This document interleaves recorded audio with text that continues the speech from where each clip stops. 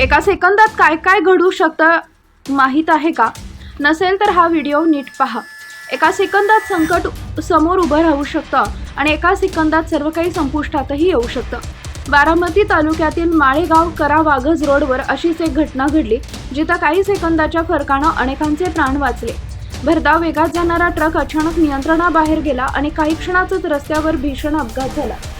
घटनास्थळी उपस्थित असलेल्या वाहन चालकांच्या म्हणण्यानुसार ट्रक बराच वेळ अस्थिर पद्धतीनं रस्त्यावर धावत होता. मागून येणाऱ्या अनेकांना चालकाच्या हालचाली संशयास्पद वाटू लागल्या.